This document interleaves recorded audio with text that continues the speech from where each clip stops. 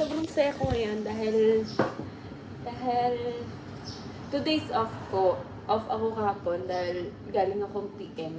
Ngayon na ulit ako ng 2 days off kasi halos lahat ng duty ko nung first cut off nung last na cut off ay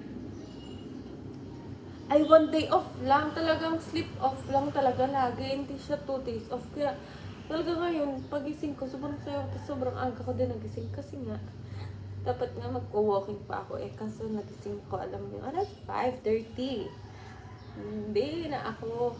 Talagang tantad ako ng alarm. Hindi ako nagising. Nagising ako na patay ng alarm. Ay, anong purpose ng alarm kung hindi ka nagising? Wala. Yun lang, ang saya-saya ko. Feeling. Ang saya dahil 2 days off, tas may ganun pa sa bahay dahil nga padasal ng lolo ko. Diba?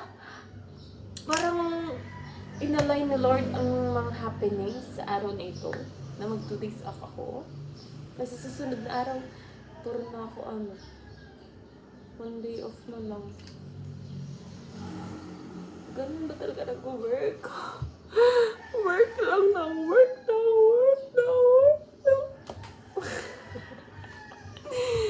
Nag-video na naman siya at hindi naman niya alam kung saan ilalagay. Kaya ang ginagawa niya, ina-upload niya sa YouTube channel niya.